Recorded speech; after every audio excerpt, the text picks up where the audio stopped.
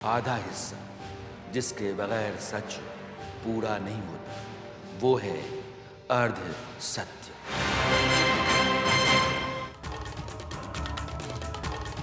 नमस्कार, मैं Rana Yashwant India news पर आपका स्वागत करता हूं और आप देख रहे हैं अर्ध सत्य। चैलेंजर कौन होता है? अगर आप में सामर्थ्य है, अगर आपको खुद पर भरोसा है, अगर आपके पास संकल्प है और आपके नाम की उपलब्धियां हैं तो आप चैलेंज कर सकते हैं। नरेंद्र मोदी आज की तारीख में हिंदुस्तान की राजनीति के सबसे बड़े चैलेंजर हैं। उनको ये भरोसा है कि अगली बार या तीसरी बार भी उनकी ही सरकार आएगी। नरेंद्र मोदी के इस भरोसे और उनके चैलेंजर होने के कारण क्या हैं, आधार क्या है, उनकी सरकार हिंदुस्तान के लिए क्या कर सकी है, इन सब बातों को आपके सामने रखने की कोशिश आज मैं अरसत में करूंगा। आपके सामने आने वाले समय में हिंदुस्तान कहां होगा, इसकी एक छोटी सी तस्वीर रख रहा हूं, सिर्फ यह बताने के लिए कि देश अगर अपने सामर्थ्य और संसाधनों का सही इस्तेमाल करे तो उसका परचम हर क्षेत्र में और ऊंचा लहराता जा सकता है। हाँ, इसके लिए एक और ज़रूरी शर्त है और वो ये कि सरकार स्थिर और प्रधानमंत्री संकल्पों, सपनों और सामर्थ्य से भरा हुआ हो। कोई भी नागरिक, चाहे किसी भी लोकतांत्रिक देश का, अगर अपने देश की बेहतरी चाहेगा तो स्थिर सरकार के हक में अपनी राय रखेगा। खैर, हिंदुस्तान की जिस तस्वीर की मैं बात कर रहा हूं वो कुछ यूं होगी। आज यानी कि 2023 में भारत की अर्थव्यवस्था दुनिया की 5वीं सबसे बड़ी अर्थव्यवस्था है, यानी 5th लार्जेस्ट इकॉनमी। 2037 तक भारत दुनिया की तीसरी सबसे ताकतवर अर्थव्यवस्था बन जाएगा। 2047 तक, यानी कि जब हम आज़ादी का 100वां साल मना रहे होंगे, हिंदुस्तान दुनिया की दूसरी सबसे बड़ी आर्थिक शक्ति बन चुका होगा और 2060 तक भारत दुनिया का सबसे ताकतवर, एक नंबर 1 अर्थव्यवस्था वाला देश बनेगा, उसका ताज पहनेगा। आज मैं आपको आंकड़ों के आधार पर यह दिखाने समझाने की कोशिश करूंगा कि जो कुछ भी कह रहा हूं और हिंदुस्तान की जो तरक्की है वो कैसी है, कहां है, किस तरह की है, यह सब कुछ आप आंकड़ों के बूते ही देख समझ सकें। हालात कितने बदल रहे हैं और आने वाले समय में तस्वीर कैसी होगी, बहुत कुछ है जो बन चुका है और बन रहा है, जिसके बारे में शायद आप अभी उतना नहीं जान सके होंगे। इसलिए आज वो सब मैं आपको बताऊंगा। लेकिन नरेंद्र मोदी जो कुछ कह रहे हैं शायद पहले उसको सुनिए, क्योंकि मेरे शो की प्रस्तावना उनका यह बयान ही है। इतने ऊंचे उठोगी, इतने ऊंचे उठोगी जितना ऊंचा गगन है। हम पहले से बड़ा निर्माण कर रहे हैं, हम पहले से बेहतर निर्माण कर रहे हैं, हम पहले से तेज गति से निर्माण कर रहे हैं। पूर्व से लेकर पश्चिम तक, उत्तर से लेकर दक्षिण तक भारत का इंफ्रास्ट्रक्चर बदल रहा है। दुनिया का सबसे बड़ा सोलर विंड पार्क आज भारत में बन रहा है। दुनिया का सबसे ऊंचा रेल ब्रिज आज भारत में है। 10,000 फीट से अधिक की ऊंचाई पर दुनिया की सबसे लंबी टनल आज भारत में है। दुनिया की सबसे ऊंची मोटरेबल रोड आज भारत में है। दुनिया का सबसे बड़ा क्रिकेट स्टेडियम आज भारत में है। दुनिया की सबसे ऊंची प्रतिमा आज भारत में है। एशिया का दूसरा सबसे बड़ा रेल रोड ब्रिज भी भारत में है। आज भारत दुनिया के उन देशों में है जहां ग्रीन हाइड्रोजन पर इतना बड़ा काम हो रहा है। साथियों, आज हमारी सरकार के स्तंभ और पिछले टर्म के कार्यों का परिणाम पूरा देश देख रहा है। जब आप देश की तरक्की का रोड मैप रखते हैं और हर क्षेत्र में बेहतरी का नजरिया रखते हैं, जिसे बैलेंस्ड और इंक्लूसिव डेवलपमेंट कहते हैं, तो तस्वीर ऐसी उभरती है जैसे प्रधानमंत्री नरेंद्र मोदी अभी बता रहे थे। मैंने आपसे जैसा कहा कि सिर्फ आंकड़ों की बुनियाद पर विकास की तस्वीर आपके सामने नहीं रखूंगा, आंकड़ों की ही बुनियाद पर रखूंगा। और जो रैंकिंग मैंने ऊपर बताई हिंदुस्तान की, उसका आधार क्या है अब आपको ये समझाने जा रहा हूं। Centre for economics and business research, जिसे CEBR कहते हैं, उसकी ओर से जो रिपोर्ट जारी की गई उसमें annual world economic league table 2023 में ये बताया गया कि अगले 5 साल में भारतीय अर्थव्यवस्था औसतन 6.4% की रफ्तार से बढ़ेगी। उसके बाद अगले 9 साल में रफ्तार 6.5 यानी 5.5% की रह सकती है। इस दर से विकास होगा तो 2037 में भारत दुनिया की तीसरी सबसे ताकतवर अर्थव्यवस्था होगा। इस दौरान ब्रिटेन के सांसद करन बिलिमोरिया ने कहा है कि भारत की इकॉनमी 2060 में दुनिया में टॉप पर आ जाएगी। बिलिमोरिया का ही किराया है कि इस वक्त पूरी दुनिया की नज़र हिंदुस्तान पर टिकी हुई है और 2047 तक भारत की GDP 320 खरब डॉलर हो जाएगी और ऐसा होने पर भारत दुनिया की दूसरी सबसे बड़ी अर्थव्यवस्था वाला देश बन जाएगा। ये रफ्तार, इंफ्रास्ट्रक्चर,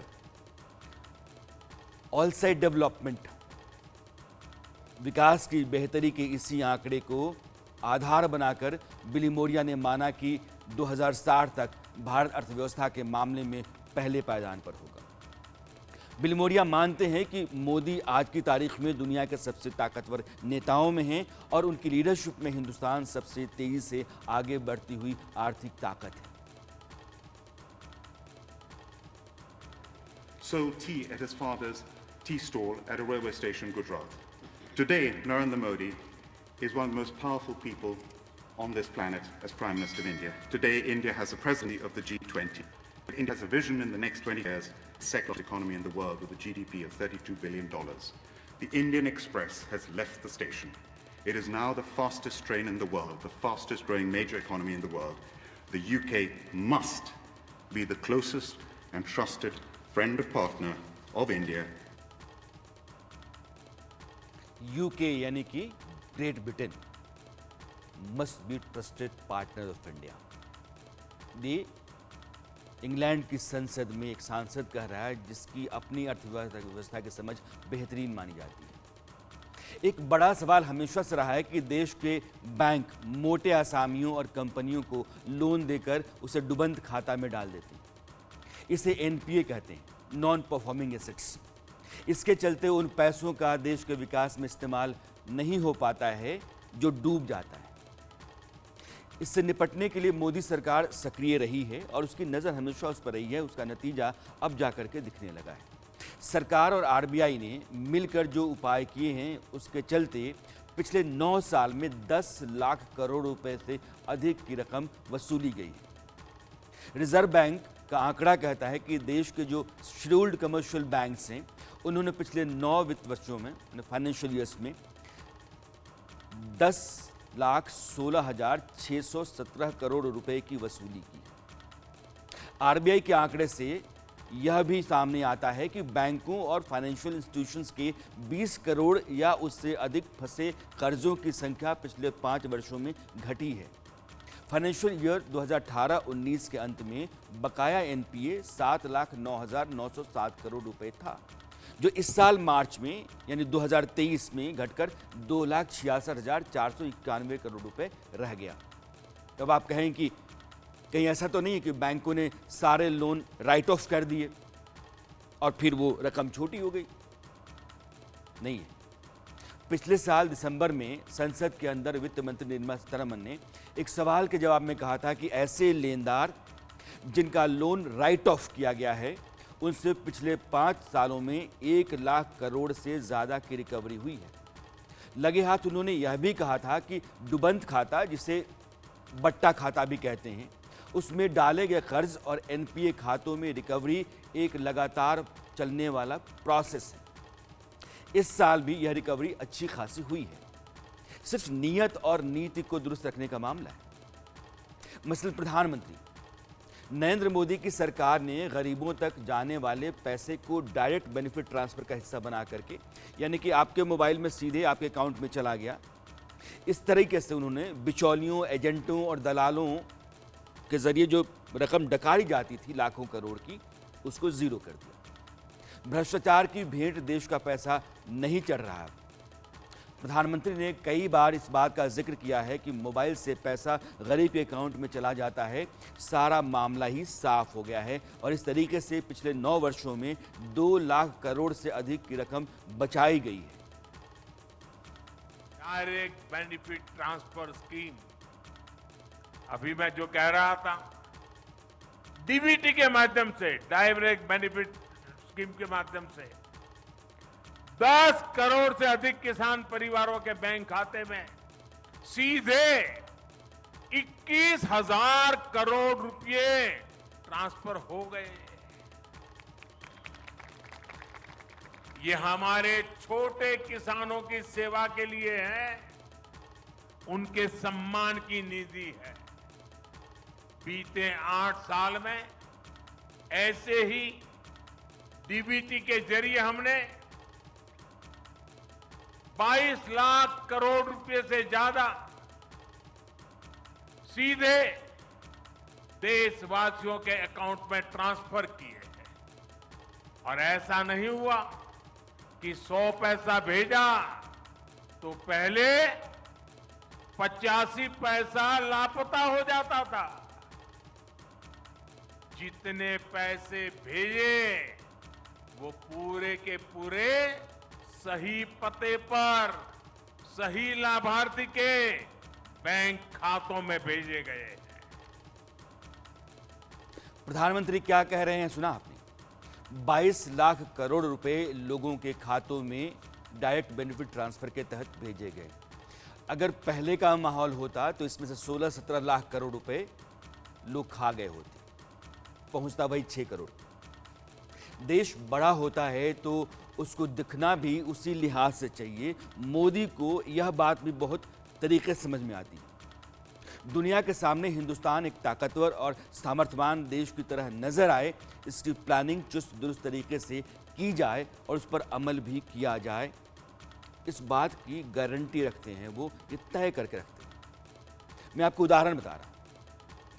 अभी भारत मंडपम, दिल्ली में जो प्रगति मैदान का पहले का इलाका हुआ करता था, उसी जगह पर भारत मंडपम कॉम्प्लेक्स बनाया गया है।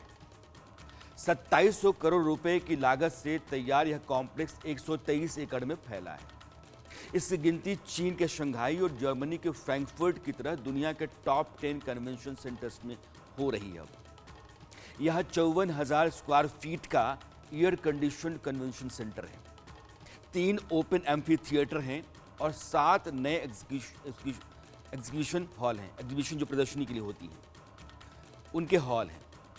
इसके लेवल 3 में एक हॉल है जिसमें 7,000 से ज़्यादा लोग बैठ सकते हैं। आप ये जानिए कि इसकी कैपेसिटी सिडनी के चर्चित ओपेरा हॉल जो है उससे कहीं ज़्यादा है। अब इस कॉम्प्लेक्स की क्या ज़रूरत थी, पूछा जा सकता है। समझिए इसको।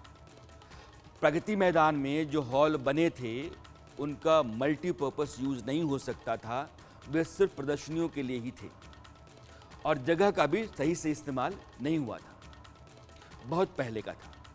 अब दिल्ली यानी कि देश की राजधानी में कोई बड़ा आयोजन सरकार को करना होता तो सिर्फ विज्ञान भवन बचता है।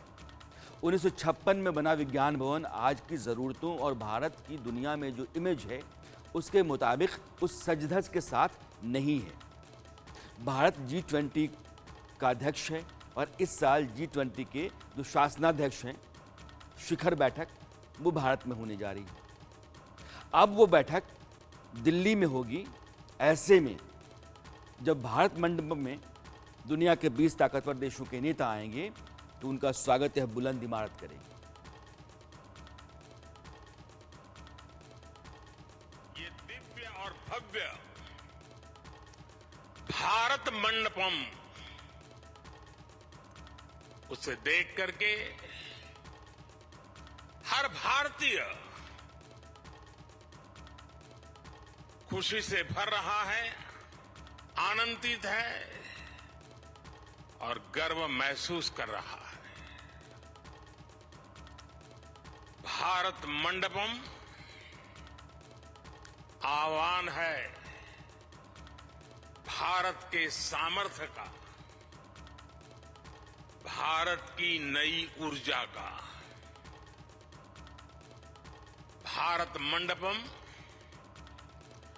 दर्शन है और भारत की भव्यता का और भारत की इच्छा शक्ति का। भारत की इच्छा शक्ति का प्रतीक है। दिल्ली में ही देखिए आप, संसद भवन नया बना, कर्तव्य पथ बना, आर्मी मेमोरियल बना और अब दुनिया का सबसे बड़ा म्यूजियम बनने जा रहा है। उसका नाम होगा युगे युगीन भारत।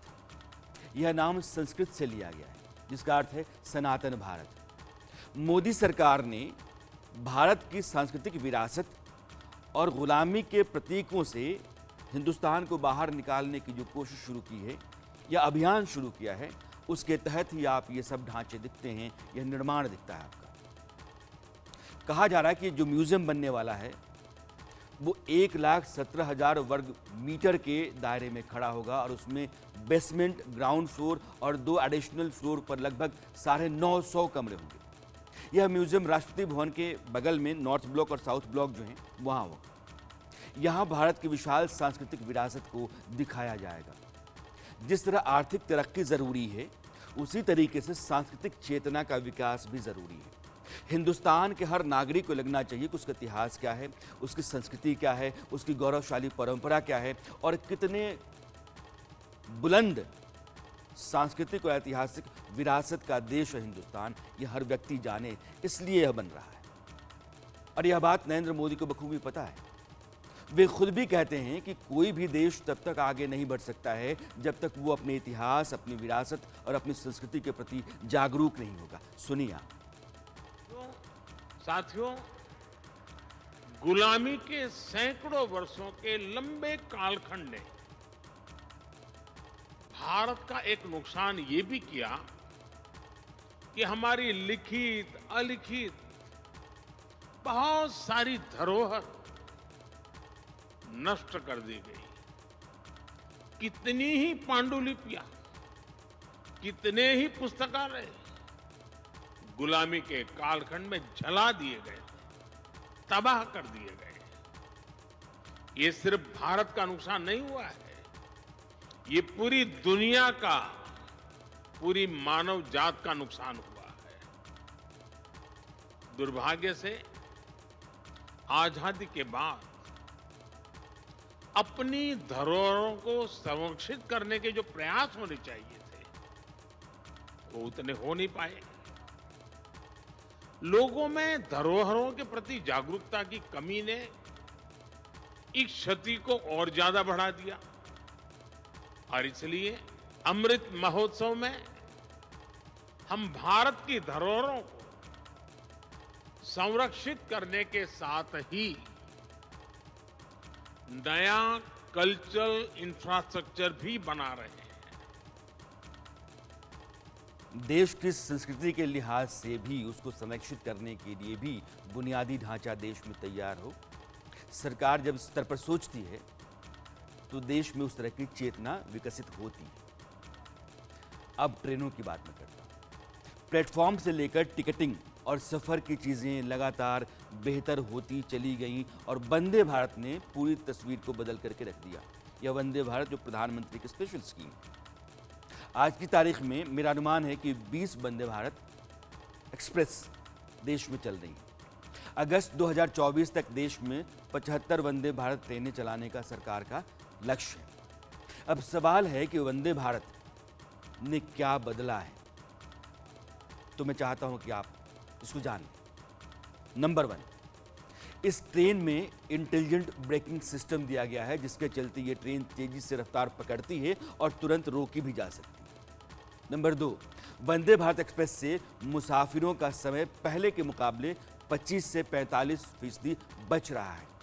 अगर आप पहले 4 घंटे का सफर कर रहे थे तो आप लगभग 2.5 घंटे में चले जा रहे हैं, 2.5 घंटे में चले जा रहे हैं। नंबर 3, वंदे भारत ट्रेन में ऑटोमेटिक डोर दिए गए हैं और दरवाजे बंद होने के बाद ही ट्रेन आगे बढ़ती है। तो दरवाजों पर लटक करके और फिर वो जो स्टंट करने की बात थी, या दरवाजों पर लटक करके 5-7 लोग लगातार ट्रेन चल रही है और चले जा रहे हैं, वो खतरा भी इसमें ख़त्म हो जाएगा। नंबर 4 ये कि इसमें जीपीएस की सुविधा है, यानी कोई भी यात्री अपनी यात्रा की पूरी जानकारी ले सकता है। इसमें ऑन बोर्डिंग इंटरनेट सुविधा है, यानी कि बैठिए, लैपटॉप खोलिए और फिर अपना काम शुरू कर दिए, इंटरनेट अवेलेबल है, वाईफाई मिलता रहेगा। इसमें बायो वैक्यूम टॉयलेट है, जैसा प्लेन में होता है, ठीक वैसा। अभी वंदे भारत ट्रेन को एक डे ट्रेन के रूप में चलाया जा रहा है, लेकिन आने वाले समय में इसके 3 वर्जन होंगे। पहला वंदे भारत चेयर कार, दूसरा वंदे मेट्रो और तीसरा वंदे स्लीपर, यानी कि आम आदमी के लिए भी वंदे भारत ट्रेन चल रही है, चलने वाली है। ट्रेन एक ऐसा साधन है कि देश का हर आदमी इसका इस्तेमाल करता है, इससे सफ़र करता है। अभी तक वह जैसा चलता रहा है, उसको आने वाले दिनों में ज़मीन आसमान का फ़र्क दिखेगा, जो अभी से दिखता जा रहा है, लेकिन बदलेगा। सरकार की नज़र कहाँ कहाँ है और किस तरीके से देश का संतुलित और सर्वांगीण विकास हो, इसकी बात मैं आपको बता रहा हूं और इसके लिए तमाम क्षेत्र से मैं उदाहरण आपके सामने रख रहा हूं। प्रधानमंत्री सुनिए। नए भारत के संकल्पों और सामर्थ्य का प्रतीक है। ये उस भारत का प्रतीक है जो तेज बदलाव के रास्ते पर चल पड़ा है। ऐसा भारत जो अपने सपनों, अपनी आकांक्षाओं को लेकर अधीर है, हर हिंदुस्तानी अधीर है। ऐसा भारत जो तेजी से चलकर अपने लक्ष्य तक पहुंचना चाहता है। ये वंदे भारत एक्सप्रेस उस भारत का प्रतीक है जो सब कुछ श्रेष्ठ चाहता है, उत्तम चाहता है। ये वंदे भारत एक्सप्रेस उस भारत का प्रतीक है जो अपने हर नागरिक को बेहतर सुविधाएं देना चाहता है। बदलाव दिख रहा है और यह प्लानिंग और विजन के साथ है। अगर आपको मैं संक्षेप में बताऊं कि मोदी के शासनकाल में क्या बदलाव आया, तो जाहिर है, जैसा मैंने पहले कहा, कि आज सिर्फ आंकड़ों के जरिए ही आपको बदलाव की कहानी बताऊंगा, क्योंकि आंकड़े झूठ नहीं बोलते। 2014 में देश में मेडिकल कॉलेज की संख्या थी 387 और आज 2023 में उनकी तादाद है 692। 2023 में एम्स जितने, आज की तारीख कितने हैं, 24 है।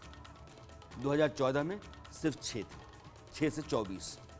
हाँ, आप यह ज़रूर कह सकते हैं कुछ संस्थानों में अभी काम बाकी है, वो ऑपरेशनल नहीं है, लेकिन काम चल रहा है। 2014 तक देश में 723 यूनिवर्सिटीज़ थी और आज उनकी तादाद है 1472। 9 साल पहले यानी कि 2014 तक देश में 16 आईआईटी संस्थान थे, जिनकी संख्या बढ़ करके आज की तारीख में हो गई है 23। आईआईएम यानी कि देश के सर्वश्रेष्ठ मैनेजमेंट इंस्टीट्यूट्स, 2014 तक कुल संख्या थी 13, आज देश में 20 आईआईएम है। 2014 में भारत की बिजली उत्पादन की जो क्षमता थी वह थी 2,34,000 मेगावाट। आज वो क्षमता है 4,17,000 मेगावाट। जब नरेंद्र मोदी सरकार आई तो देश में 13 करोड़ गैस कनेक्शन थे, आज 31 करोड़, 13 को पलट दीजिए, 31 करोड़। ऐसे ही 2014 तक देश में नेशनल हाईवेज की कुल लंबाई थी 91,287 किलोमीटर, आज वो है 1,24,000 किलोमीटर। 2014 तक देश में एयरपोर्ट की संख्या थी 74 और 2023 में कितनी है, 148। 74 को डबल कर दीजिए, 148।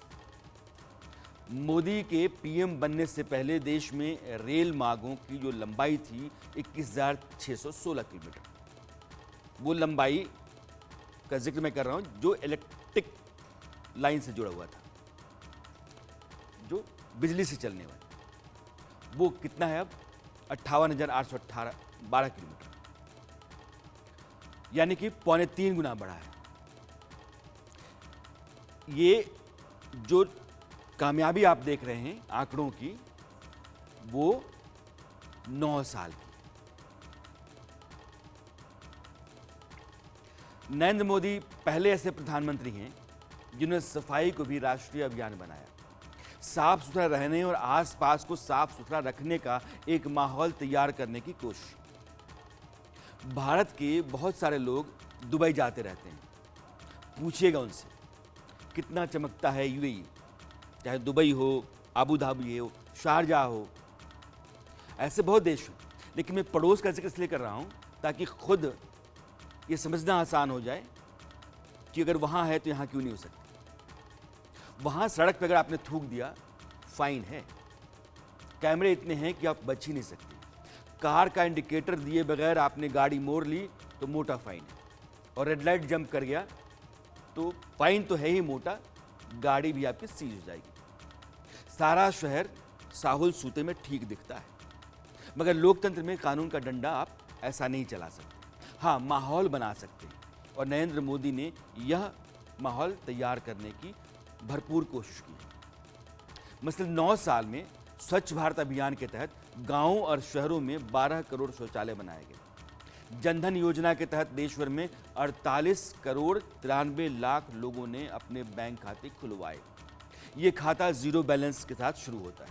पीएम मोदी की जो मुद्रा योजना है, लोगों को बिना गारंटी सस्ता कर्ज देने की, उस योजना के तहत अब तक 40 करोड़ 82 लाख लोगों को लगभग 23 करोड़ से ज़्यादा का कर्ज दिया गया है। 23 लाख करोड़ से ज़्यादा का कर्ज, माफ कीजिए। पीएम आवास योजना के तहत 3 करोड़ 45 लाख घर बना करके दिए गए, और उज्ज्वला योजना के तहत 5 करोड़ 59 लाख घरों में एलपीजी कनेक्शन पहुंचाया गया। मोदी सरकार की जो किसान सम्मान निधि योजना है, उसके जरिए देश भर के 12 करोड़ किसानों को हर साल 6,000 रुपये की सहायता राशि मिलती है। देश में पानी का एक बड़ा संकट है, पानी के स्रोत सूख रहे हैं, ग्राउंड वाटर लेवल जो है वो लगातार नीचे जा रहा है। बहुत सारे शहरों में पानी जीरो हो गया।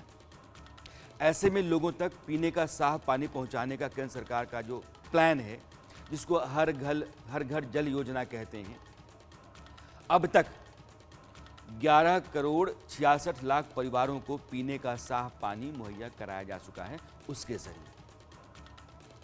पुरानी नीतियों पर चलते हुए, फेल हो चुकी नीतियों पर चलते हुए न देश का भाग्य बदल सकता है और ना ही देश सफलता हो सकता है।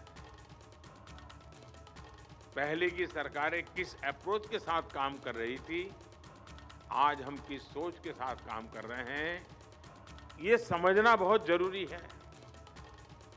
गरीबों के लिए आवास देने की योजनाएं हमारे देश में लंबे समय से चल रही थी, लेकिन 10-12 साल पहले के आंकड़े कहते थे कि हमारे गांवों के लगभग 75% परिवार ऐसे थे जिनके घर में पक्का शौचालय नहीं था। गरीबों के घर की योजनाएं पहले चल रही थी, उनमें भी इस पर ध्यान नहीं दिया जाता था। 2014 के बाद हमने गरीबों के घर को सिर्फ एक पक्की छत तक सीमित नहीं रखा, बल्कि हमने घर को गरीबी से लड़ाई का एक ठोस आधार बनाया। Narendra Modi make in India का नारा लेकर के आए थे। इसका मकसद था कि दुनिया में भारत की बनी चीज़ों को भेजा जाए। इस लिहाज से आप देखें तो 2014 में लगभग 19 लाख करोड़ का जो एक्सपोर्ट था, वो 2022-23 में 36 लाख करोड़ रुपए का हो गया। लेकिन 2 गुना मान लीजिए, मगर आज भी इंडिया इंपोर्ट ज़्यादा करता है, यानी कि डेफिसिट है। एक्सपोर्ट के मुकाबले इंपोर्ट में अंतर है, तो डेफिसिट होता है।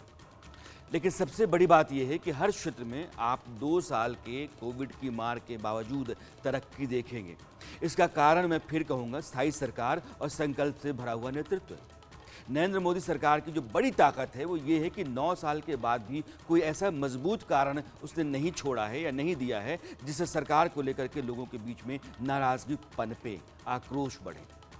सरकारें जब भी बदलती हैं तो उसके पीछे सरकार विरोधी कोई न कोई मजबूत कारण होता है, जैसे मनमोहन सिंह के दौरान महंगाई और भ्रष्टाचार थे। मोदी सरकार संकटों से समय पर निपटने और अपनी नीयत को जनता के बीच में साफ रखने में कामयाब रही है। इसीलिए नरेंद्र मोदी ये भरोसा रखते हैं कि अगली बार भी उनकी ही सरकार देश में आएगी। विपक्ष पर जो धुआंधार हमले करते हैं, मजबूत हमले करते हैं, उसका कारण उनका यह भरोसा ही है। अगर नरेंद्र मोदी कहते हैं कि अगली बार भी मोदी सरकार, तो उसके कारण बहुत सारे हैं, जिनके कुछ उदाहरण मैंने आपके सामने आज रखे, ये बताने के लिए कि नरेंद्र मोदी सरकार ने लोगों के बीच में जो अपनी साख बनाई है, अपने कामकाज से देश के विकास और तरक्की को बेहतर आगे बढ़ाया है। लोगों के बीच में कोई ऐसा मुद्दा नहीं छोड़ा जिससे सरकार के खिलाफ आक्रोश या जनभावना पनपे। यह जो है सरकार की ताकत तो है, विपक्ष की बहुत बड़ी कमजोरी है कि उसको सरकार के खिलाफ कोई मजबूत हथियार लड़ने के लिए नहीं मिल सकता है। अरसत में आज इतना ही। मेरी मुलाकात आपसे कल फिर होगी, तब तक के लिए दीजिए विदा। नमस्कार। वो आधा हिस्सा जिसके बगैर सच पूरा नहीं होता, वो है अर्ध सत्य।